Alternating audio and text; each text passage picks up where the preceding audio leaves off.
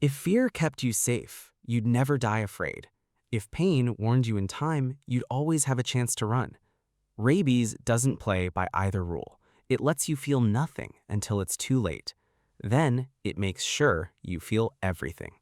The incubation slumber. You've already been bitten. You just don't know it matters yet. The wound heals, the scab falls off, you move on. Meanwhile, the rabies virus is doing something almost impossibly patient.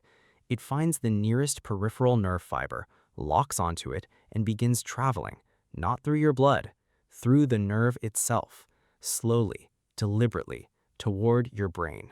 People think rabies hits fast. Actually, the incubation period can last anywhere from a few weeks to over a year. One documented case stretched to 6 years. The virus isn't dormant, it's moving. It just isn't moving fast enough for you to feel it. What this stage feels like is nothing. That's the horror of it. You are completely functional. You sleep normally, you laugh, you eat. The virus uses that normalcy as cover. Your immune system can't find it because it's hiding inside the very structure of your nervous system, a place immune cells rarely patrol. The clock is already running. You just can't see it. And that silence, that complete biological calm, is exactly what makes the next stage so disorienting. The prodromal itch. Something is wrong at the bite site. The problem is you can't prove it. Days or weeks before any dramatic symptom appears, roughly 80% of rabies patients report it. A tingling, a burning, an itch that seems to come from beneath the skin at the exact location of the original wound. That wound may have fully healed months ago, but the feeling returns anyway. People think this is psychosomatic, anxiety, imagination, guilt about not getting vaccinated. Actually, it's the virus announcing itself neurologically. The sensory nerve endings at the infection site are beginning to misfire as viral particles climb past them toward the central nervous system. The sensation is real. The signal is corrupt. You rub the spot. Nothing's there. No redness, no swelling. Your skin looks perfectly normal, but something underneath it burns like a slow ember. You might also notice a low fever, a headache, fatigue so unremarkable it reads as a bad week. This is your last window, the last moment where intervention could theoretically still matter.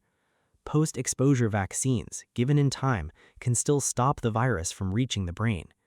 Most people in this stage don't know what they're feeling, which is why by the time the next stage arrives, there is nothing left to do. The hydrophobic spasm. The virus reaches the brain, and the first thing it does is make you afraid of water. Hydrophobia, the violent involuntary spasm of the throat and larynx triggered by water, is rabies' most iconic and least understood symptom. Just the sight of a glass of water, the sound of a tap running, the mention of the word, the throat seizes, the body convulses, the jaw locks, and then it releases, leaving the patient gasping, terrified, often in tears. People think this is a fear response, that the brain has become irrational. Actually, the mechanism is physiological. The virus has inflamed the brainstem, specifically the regions controlling swallowing and breathing. Water now triggers a reflex arc that the brain cannot override. The body isn't afraid of water. It's been rewired to reject it violently, in the same way you'd reject having your hand crushed. Imagine being thirsty, genuinely, desperately thirsty, and every attempt to drink ends in a spasm so severe your entire upper body convulses. You start to dread swallowing your own saliva. Eating becomes impossible. The very act of breathing near moving air, a fan, an open window, can trigger the same response. This is aerophobia, the lesser-known cousin. The virus has made the most basic acts of survival into torture. The cruel arithmetic of this is that dehydration accelerates everything else. The hyperreactive fury. The same inflammation that locks the throat begins to unlock something else. The virus, now deep in the limbic system and hypothalamus, starts dismantling the filters that make you a social creature. The regions that regulate aggression, fear, and threat perception begin to malfunction simultaneously. The result is a state of neurological hyperarousal that looks from the outside almost exactly like a feral animal.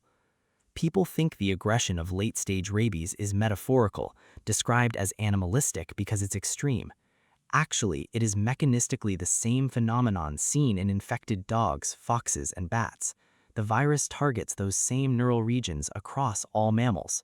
The behavior is not a coincidence. It is the virus doing what it evolved to do, maximizing transmission through biting behavior. The patient becomes hypersensitive to everything. Sound is too loud, light is unbearable, touch is threatening. Hallucinations arrive, auditory more than visual, voices, sounds, presences. Between episodes, there are often moments of startling lucidity where the patient is entirely coherent, entirely aware, entirely frightened. Then the wave returns. The person you know is still in there somewhere during those windows. That's the part that's hardest to hold. And that's not even the strange bit, because what comes next moves in exactly the opposite direction: the paralytic decline. The storm passes, and what it leaves behind is far quieter. In roughly 20% of cases, and increasingly in cases where the furious stage was minimal, rabies takes a different path. The virus pivots from hyperactivation to shutdown. Ascending paralysis begins, usually at the site of the original bite, and climbs. First a limb, then the trunk, then breathing becomes labored as the intercostal muscles weaken. People think paralytic rabies is a different disease. Actually, it's the same virus taking a different route through the nervous system, likely shaped by the bite location, the viral strain, and the individual's neurology. Both paths lead to the same place. This stage feels like slow erasure.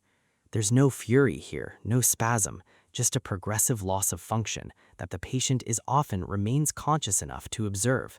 Swallowing becomes difficult, then impossible. Speech slurs, then fades. The body becomes a room where the lights are going out one by one, from the floor up. Clinically, it can be misdiagnosed as Guillain-Barré syndrome. Many paralytic rabies cases are misdiagnosed far too late. The body quiets, but the brain, for a while longer, does not. The encephalitic silence. This is the end stage. It does not take long. The virus has now saturated the brain. Widespread encephalitis, inflammation of brain tissue itself, produces a coma that arrives like a door closing. Breathing becomes shallow, irregular, dependent on mechanical support. The autonomic nervous system, the part that runs your heart rate in your lungs without asking permission, begins to fail. Cardiac arrhythmias develop, respiratory centers shut down. People think there's a moment of final crisis, a dramatic last breath. Actually, rabies terminal coma is physiologically quieter than it sounds. The transition from unconsciousness to death is often gradual and systemic rather than sudden. The room is still, the monitors are still, the brain is not. Once clinical symptoms appear, survival without extraordinary intervention is essentially zero. The Milwaukee Protocol, an aggressive experimental coma induction, has produced a handful of survivors, all of them exceptional, all of them debated in medical literature. There is no recovery from stage 6. There is only what came before it that went unanswered. The virus made it here because at some point in the incubation silence, the window closed. And here's where it leaves you. Rabies is entirely preventable. The vaccine is effective. Post-exposure treatment is reliable when given early. The science is not the mystery. The mystery is why globally, roughly 59,000 people still die from it each year, almost all of them in regions where the window between bite and treatment collapses not because of biology, but because of access, awareness, and time. So the question that stays with you isn't really about the virus. It's about what we've decided is worth preventing and for whom.